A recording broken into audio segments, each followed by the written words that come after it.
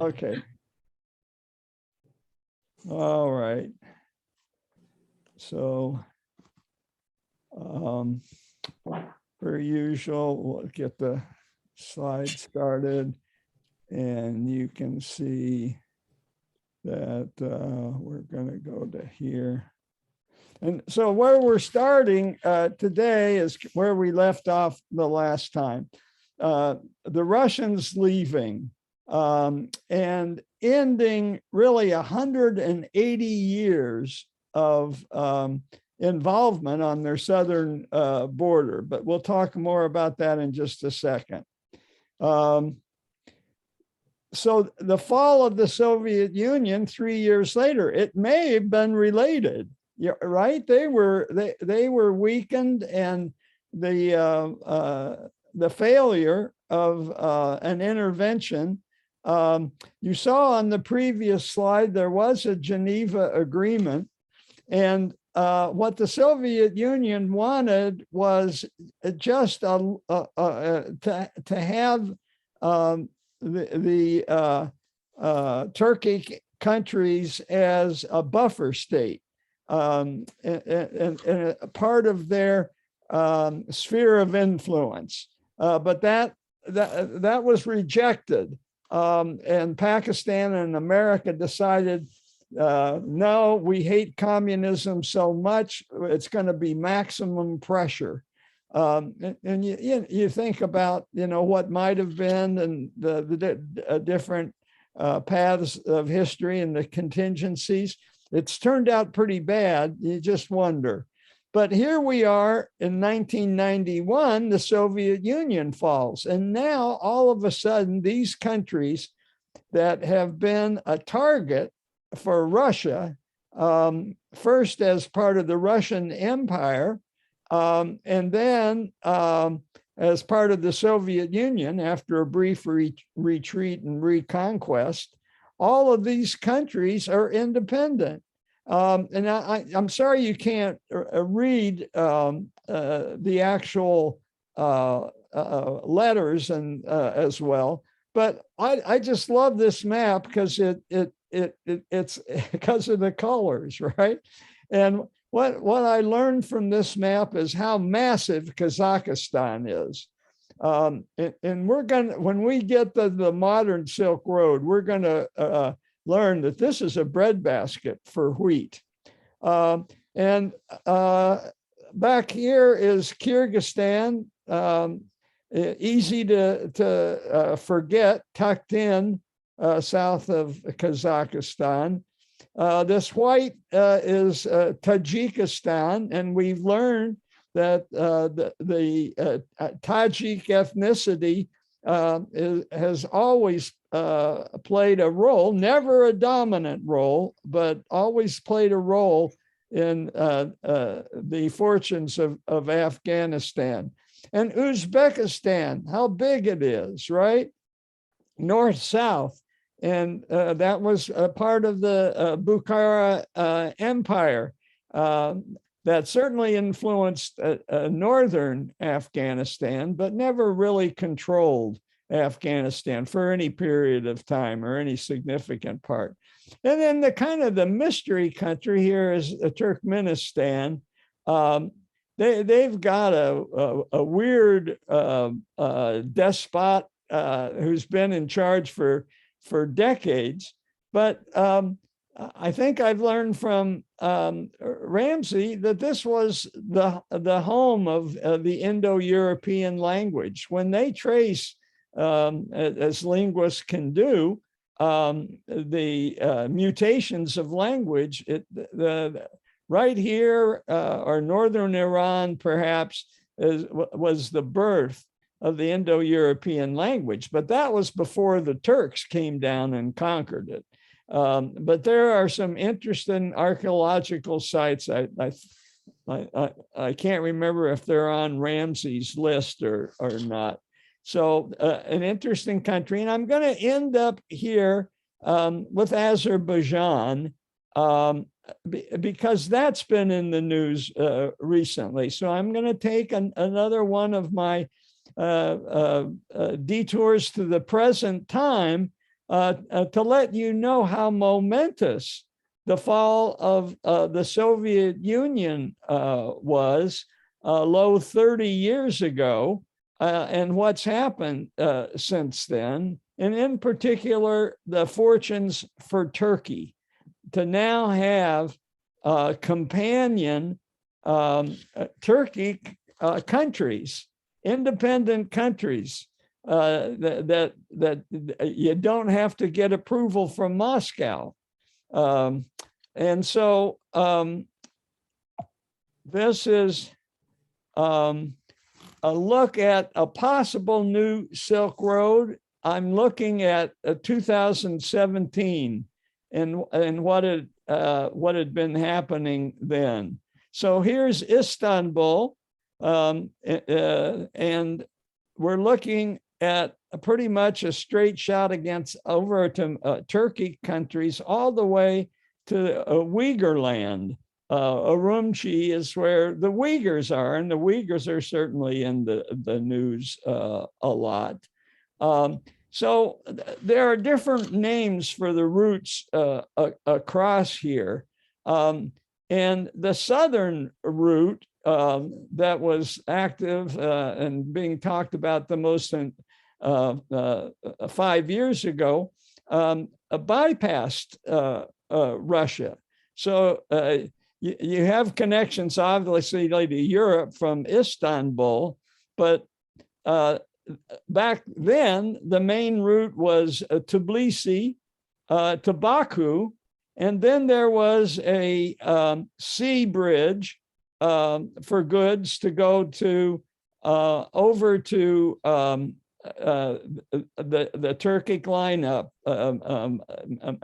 Kyrgyzstan, Kazakhstan, and all the way to the Chinese border. And so this railway was launched in between Kars and Tbilisi in 2017, as was the Tashkent to Kashgar railway. But something has happened just in the last 5 years. And I'll get to that. But first, just to see what's at stake, what goes on these railroads? Wheat. This new infrastructure helps the new independent Turkic nations like Kazakhstan export their wheat all the way to Asia, and that hurts U.S. farmers. So this is a consequence of the Belt and Road. We've heard about it a lot, and as Ramsey teaches us about the Silk Road, we'll be learning a lot more about the Belt and Road. A strange name, but it's basically infrastructure between China and all the way to London, And what's happened is Russia has benefited. They don't control it, but they're not interfering with China's takeover of infrastructure along their former Soviet states. Not at all, because they benefit, and it's mainly been sending wheat to China and diversifying the Russian economy, which is heavily dependent on petrochemicals. And so you have Putin and Xi doing deals. Far from being jealous of China's infrastructure and influence in the former Soviet states, Putin is embracing it. And they're doing more deals than just wheat. We can only speculate what they've agreed on. So enter the war in between Armenia and Azerbaijan recently. Why would Turkey care about that?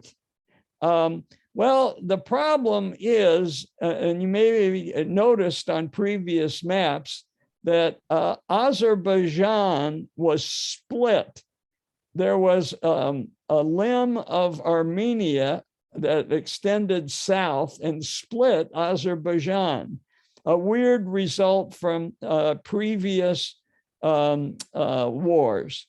And so you have this western part of Azerbaijan and this eastern part. And what happened was in that war, Azerbaijan gained control of this territory, and at least arranged for a new road to go through to Nakhchivan. And all of a sudden for Turkey, this is a dream. No longer does a non-Turkic country block, I'll let Barbara in.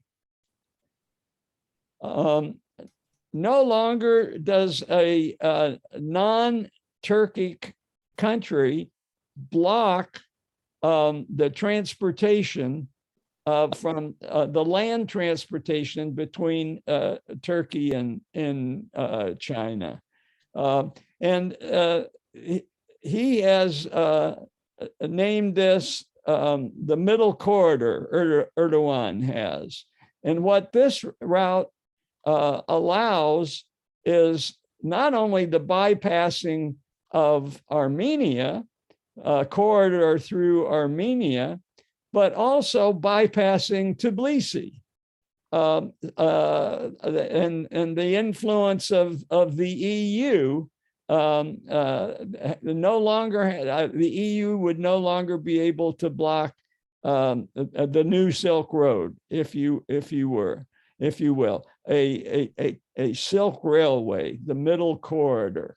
So that was the importance, and Turkey intervened on the side of Azerbaijan, and the Russians got involved because, as the previous slide showed, they have an interest now by exporting wheat. So there's going to be this road, and the Russian military is going to ensure that it stays open.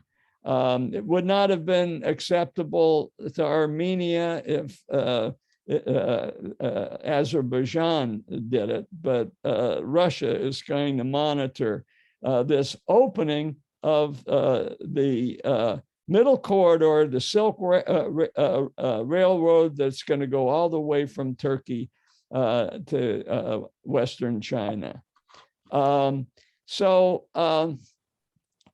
To add one more piece to the puzzle, Turkey's going to put a tunnel under the Bosphorus that will enhance this connection all the way over to China.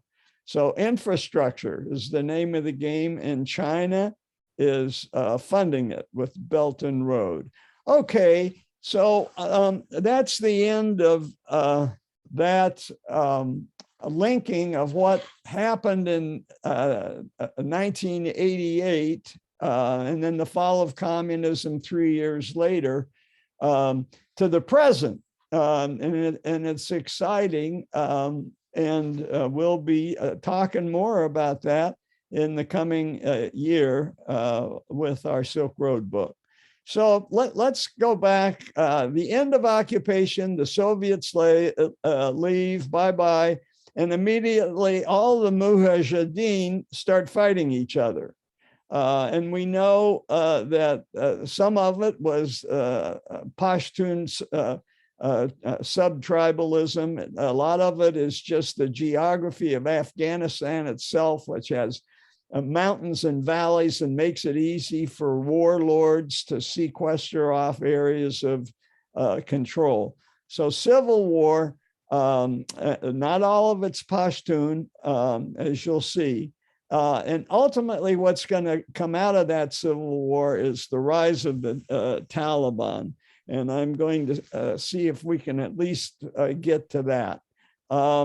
So all along, the problem with the Afghan unity is Pakistan's myopic view.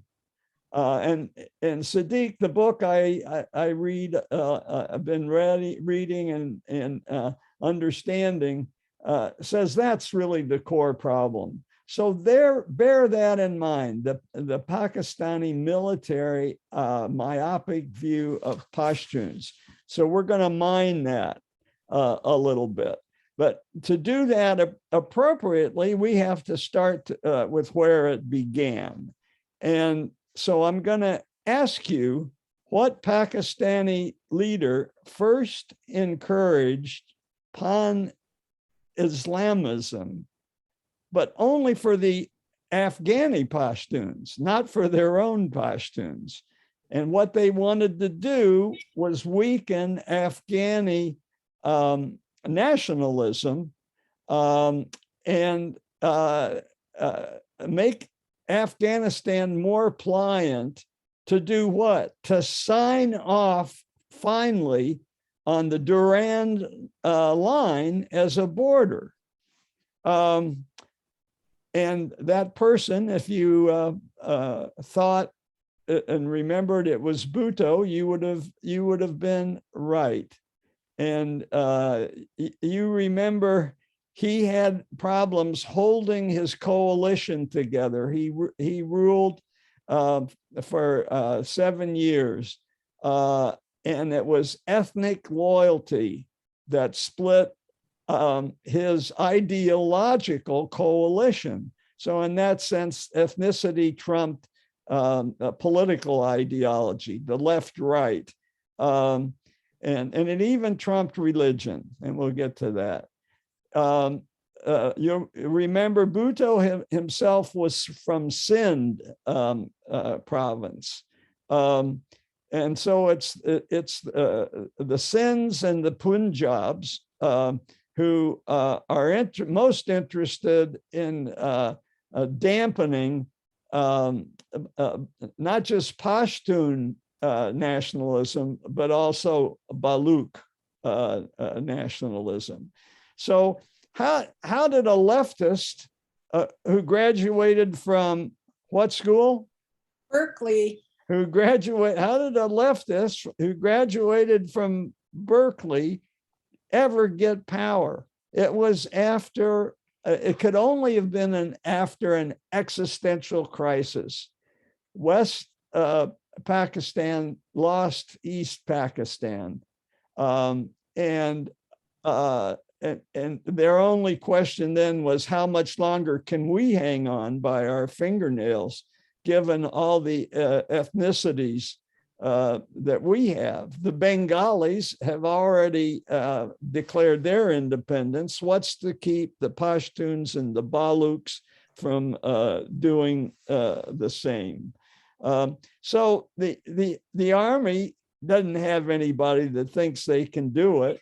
And they have this speaker, a charismatic leftist who can command a core group, a center that will at least follow a leftist ideology. That was the only port in a storm. So he puts together this coalition. So the generals hand the country over to him. And his domestic policy was leftist. We covered how he rewrote a constitution, which is something that's on our minds these days. And by the way, I just heard an excellent discussion of rewriting our constitution. If anybody's interested, contact me.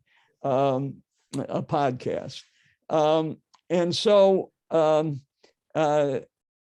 in this atmosphere, there was not going to be any tolerance for any ethnic loyalty. And so the Baloch and Pashtun nationalism were at their peak, and the Sinds and the Punjabis worried that they're going to have trouble holding holding them off. And they were, all the leftist parties, unfortunately, also were nationalist minded. So right away, Bhutto has a problem in his left-wing coalition. The Baloch and Pashtun part of it also wanted, in addition to a leftist government, to be a ethnic government. And so that weakened the unity of Bhutto's party.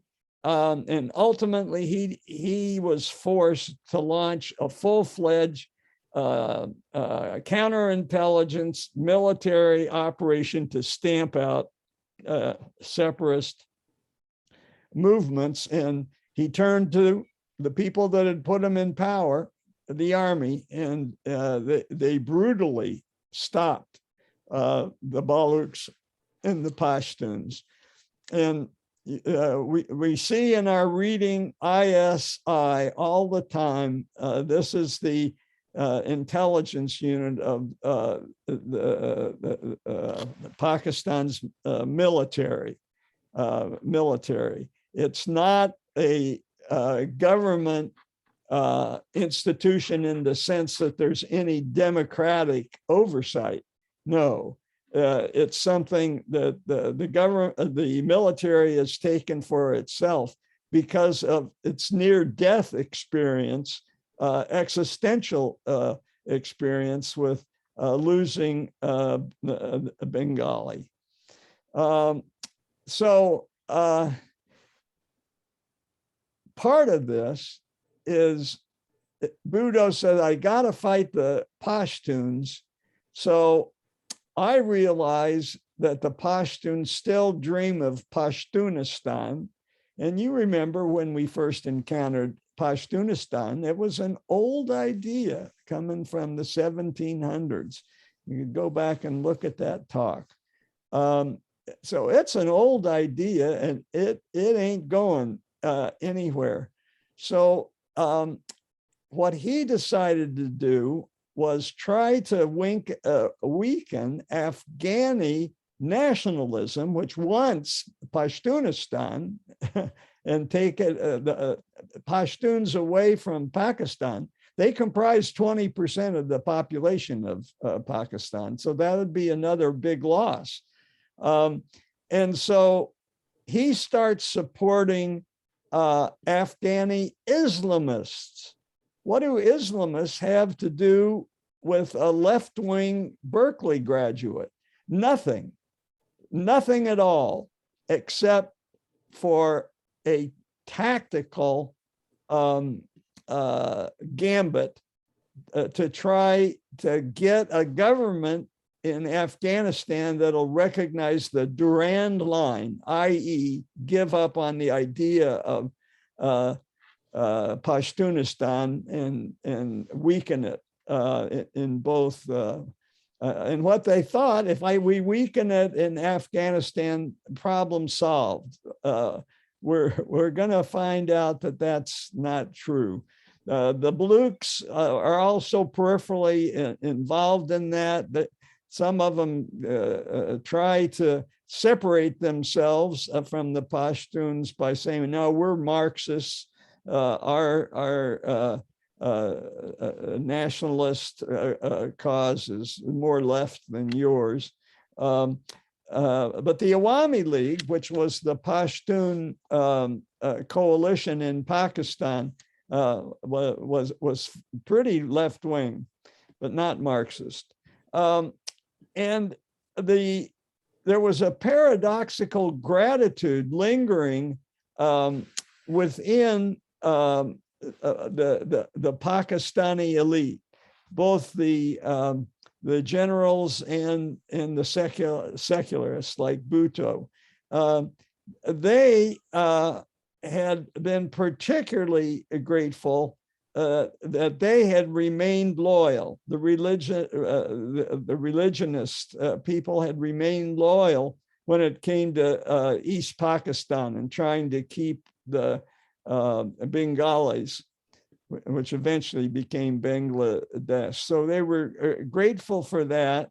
And they were also grateful because now they were beginning to see that the West and the Soviet Union was starting to meddle in their local politics, and the Islamists hated that, right? One thing that always unites Islamist factions is to resist any intrusion from the West. And of course, it was inspired the Deobandis who rejected the invasion of Britain into India. So that had a long history. And then you have to remember how Pakistan was formed in the first place. So you go back to the movie we all saw Gandhi, and you remember what broke Gandhi's heart was Jinnah, the head of the Muslims, could not be persuaded to put together a unified India.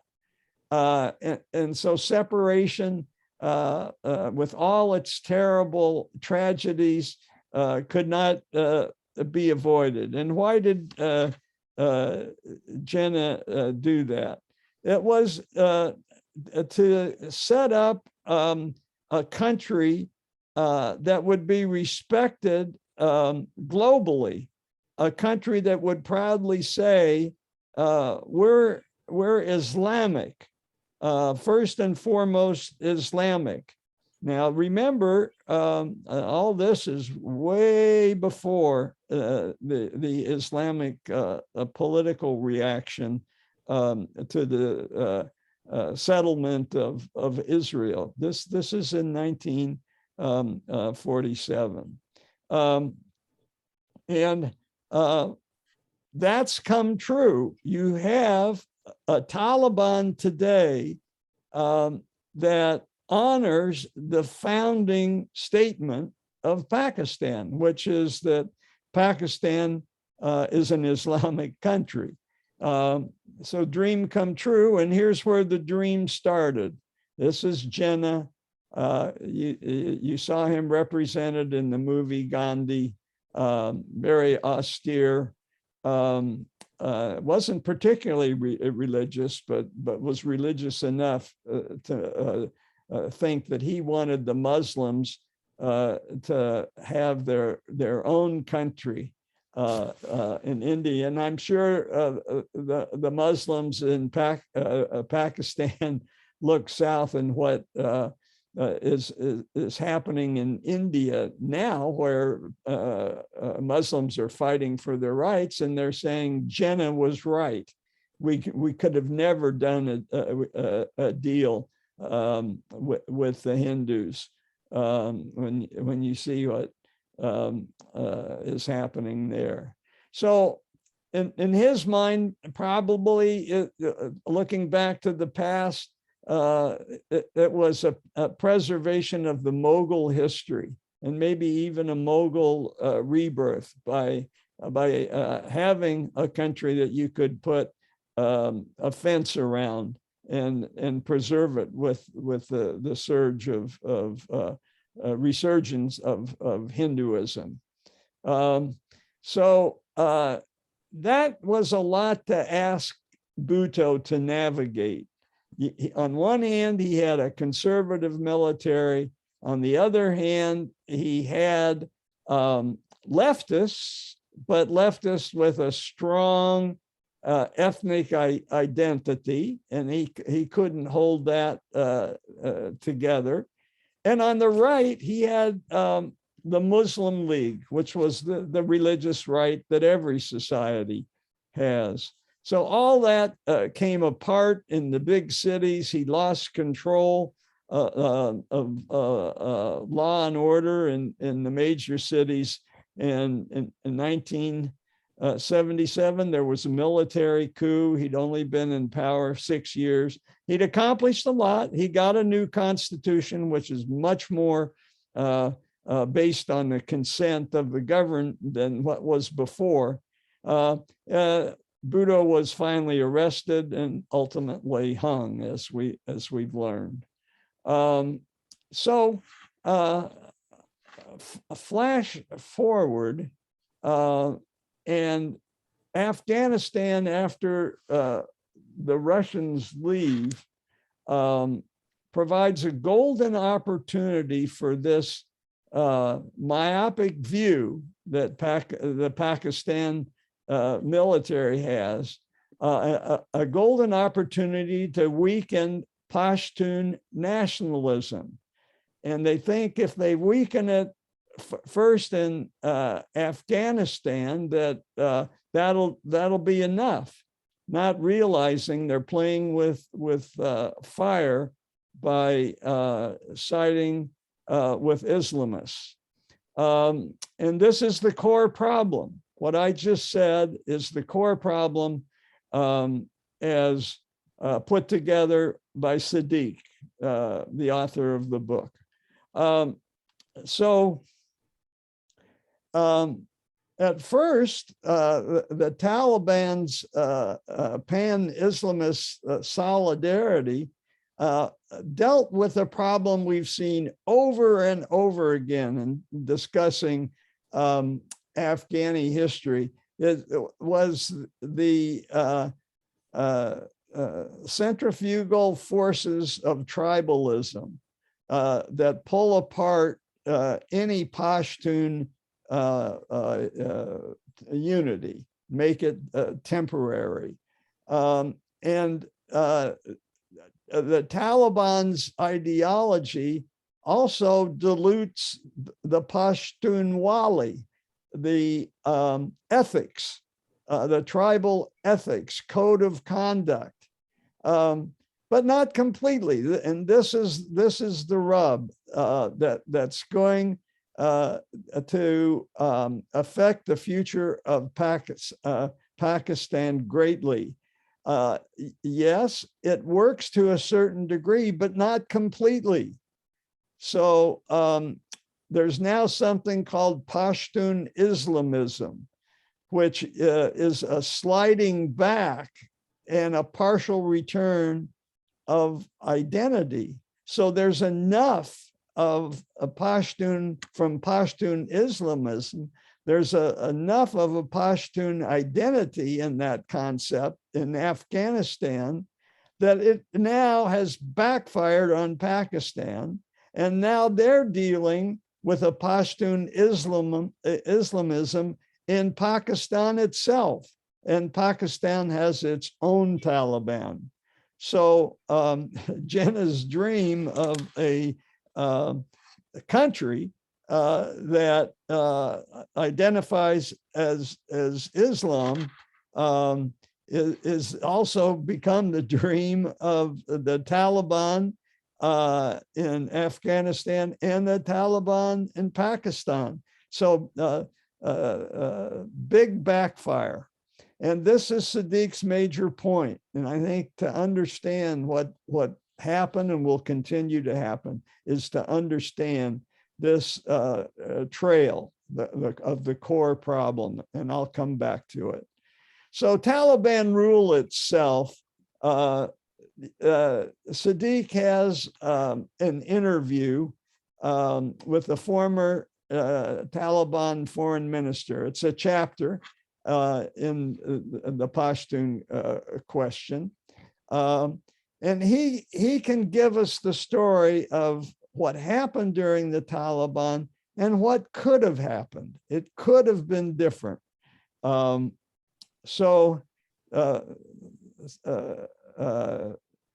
He is like a lot of Afghani. His family became refugees in Baluchistan, and he tells the story about what was going on the eastern side of the Durand line in Pakistan.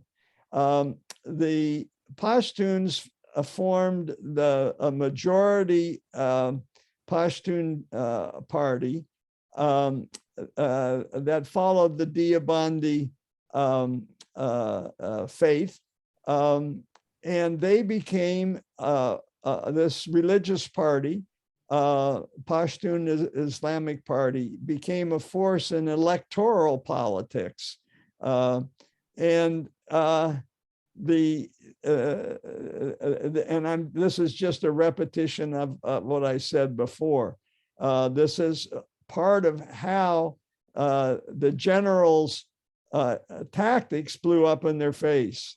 And some of it was by way of this political party.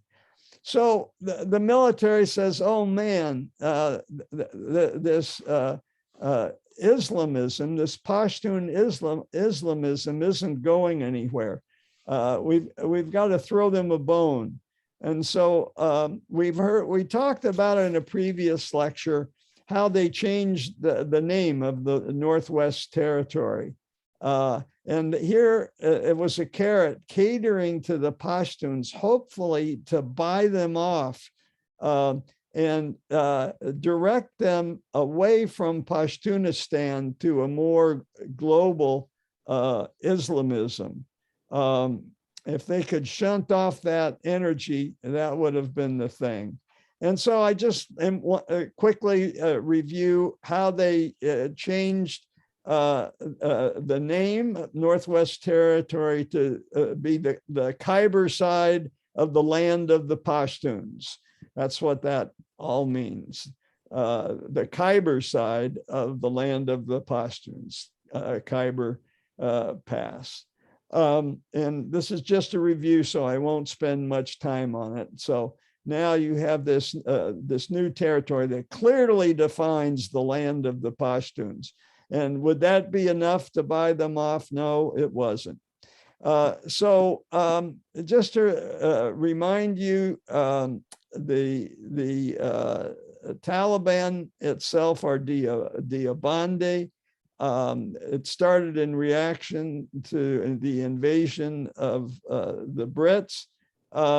And what all these Islamic parties have in common is they don't like infidels coming into their space. And so that's happened with the invasion from Hindus, Brits, Russians, and then finally Americans. And each insult strengthened the Deoband sect. And just a review, I'm reviewing, so we have, remember these things. Here's where Deoband is, and they have madrasas all over the place. And in those madrasas, there's myths of folk heroes who fought the infidels. And this is the mythic recreation of the first Stinger missile knocking down a helicopter, an advance in technology that came from the United States, as you remember. And so these Deobandi seminaries are all throughout the new territory, the new state, the land of the Pashtos on the Khyber side. They're everywhere, and some of it is backed by the government itself, subsidizing what's become known pejoratively as the University of Jihad. What the Pakistani government is hoping, was hoping, that it would become places that would inspire the Pashtuns to think more globally and not about nationally putting together a Pashtunistan. And we'd been in on the deal when the Soviets were in play. And Saudi Arabia and the UAE has always been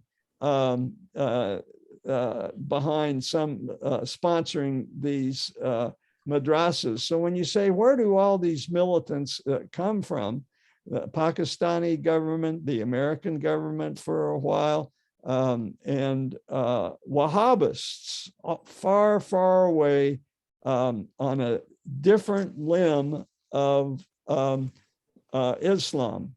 So the Wahhabists are way over here under the general term Hanbali, which is, as you recall, very loosely more like Catholic, sticking with the original Bible, their Bible, the Quran, versus the Hanafi, which are more like Protestants, very loosely.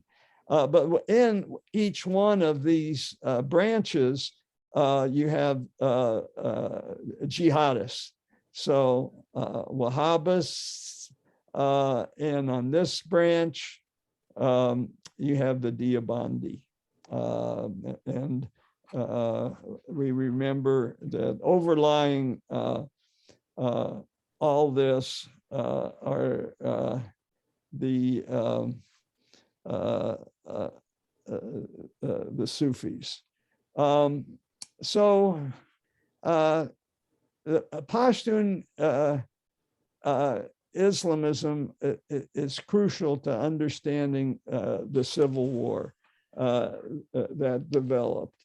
And here, the major players in that civil war, before the Taliban take over, this is what has to happen. The Pashtun tribal warlords, the Mujahideen, had 8 years of experience with American weapons and Saudi-financed weapons. And they also had the Arab Afghans, the foreigners who came in to supplement the Mujahideen. You also had the ethnic warlords, the Uzbeks, the Tajiks with Masood, who was the most charismatic of all, and the Harara militias. The Harara, you remember, were part of the novel, The Kite Runner. So let's look at a map ethnically so we can review. The things became more consolidated. And you can see where the Hazara are. You can see where the Uzbeks were in northern Afghanistan. You can see where the Tajiks were. There were even some Arab enclaves from the Afghan Arabs. And the Pashtun area is in the darker shaded, but on the border you've got the Baluks, which are a problem in Pakistan big time, but are also a factor in southern Afghanistan.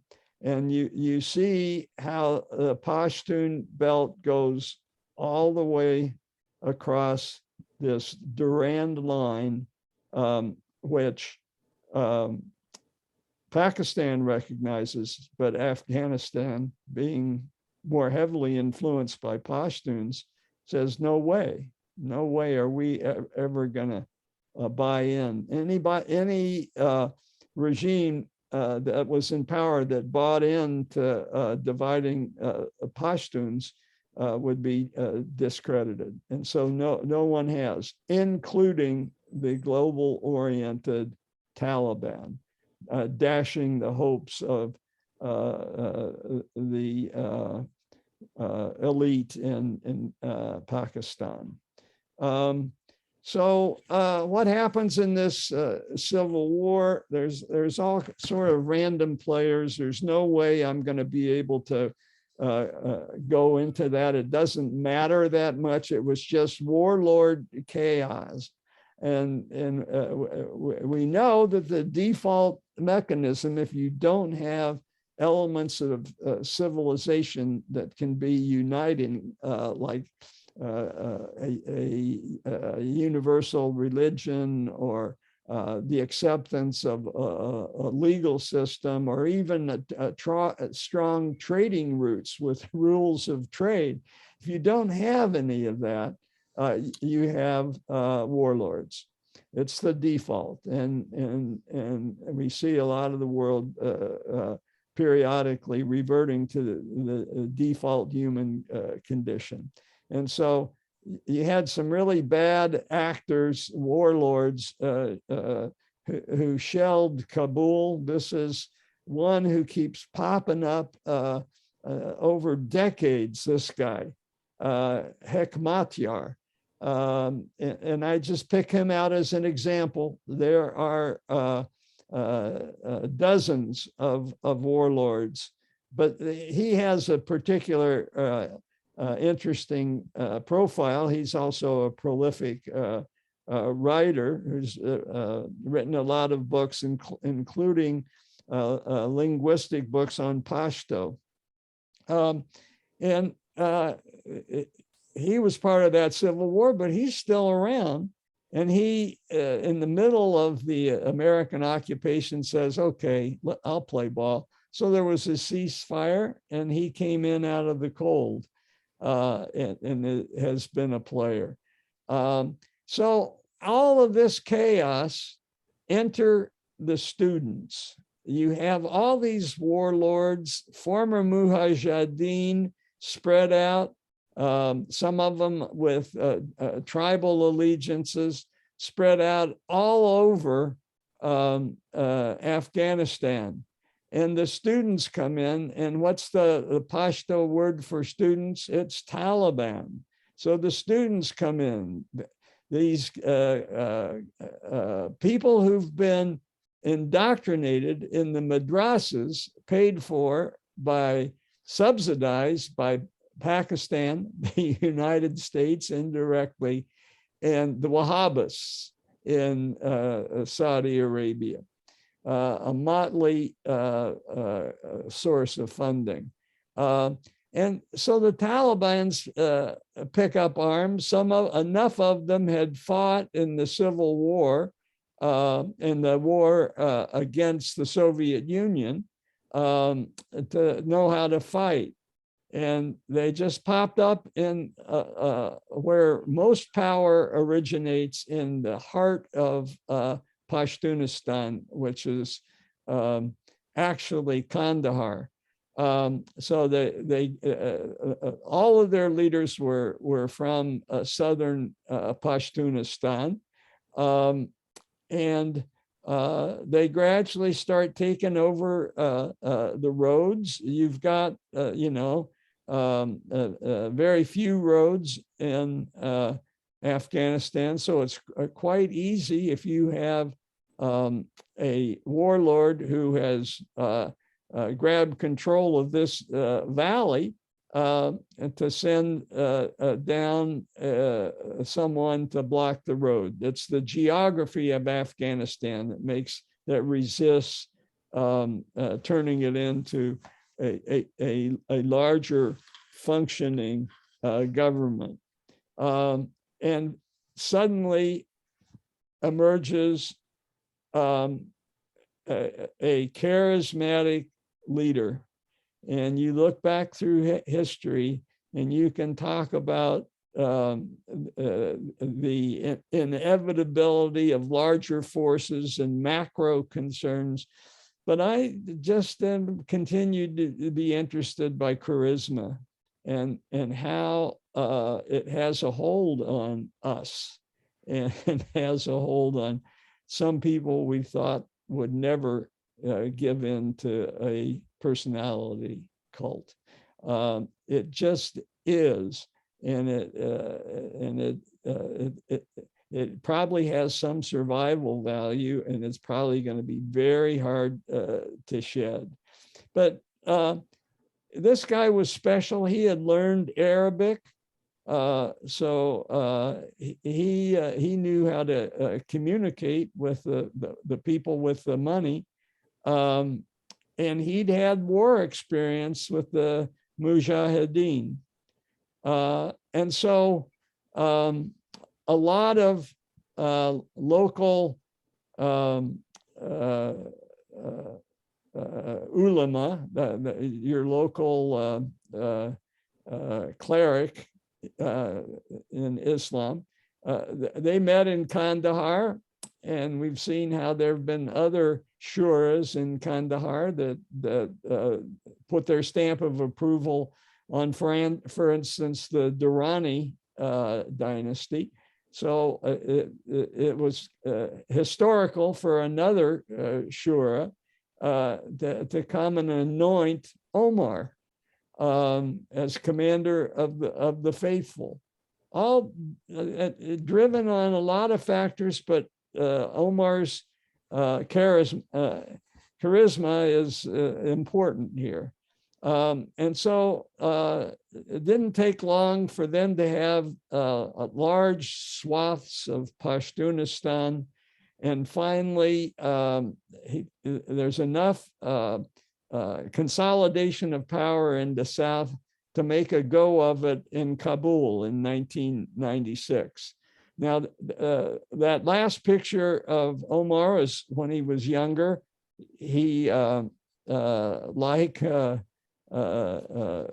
Islam commands, there shouldn't be any images of Muhammad, and so he has been camera shy.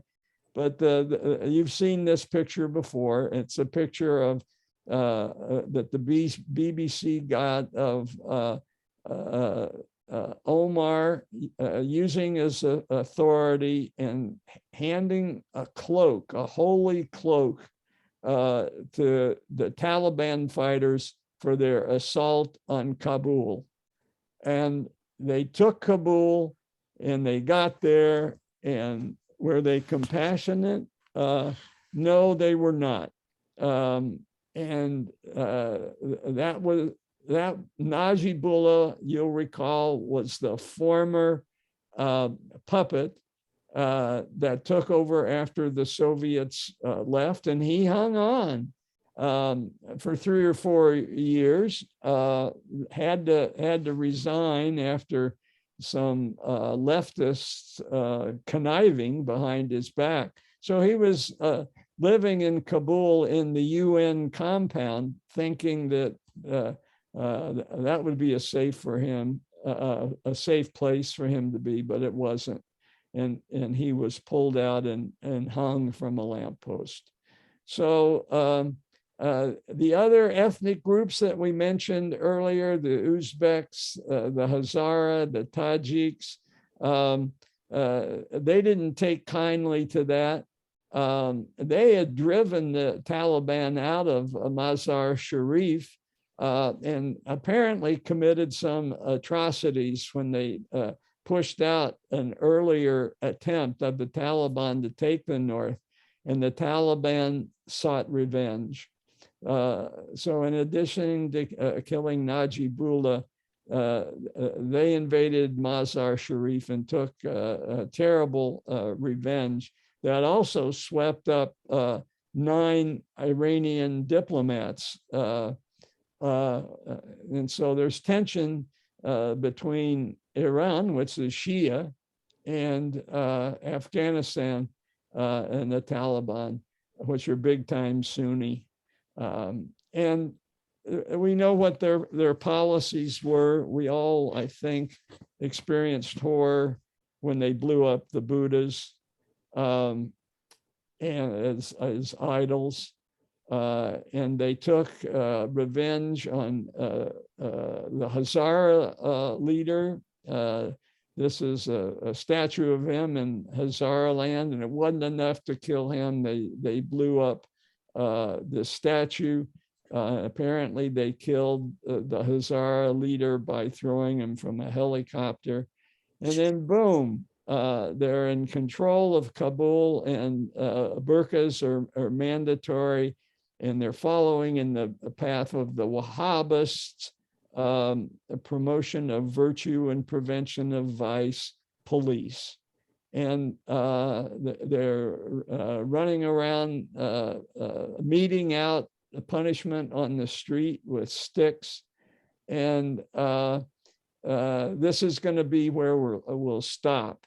The Taliban are in power. The question that I'll take up next time is the evolution of the Taliban rule, and what did they do once they had the power. I'll stop now and take questions.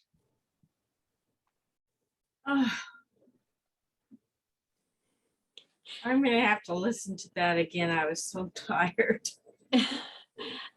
Are Taliban leaders educated at all, other than in the faith? So I'll talk about this a little bit more next week, but the Taliban leaders are not educated. A lot of them are illiterate. Now, Omar was an exception, which got him into power. But by and large, they're not educated. They're from the South. Now, the leader I showed that was the foreign minister was educated, but their center of gravity is with the rural uneducated. Wow. He's dead, right, Omar? Yeah.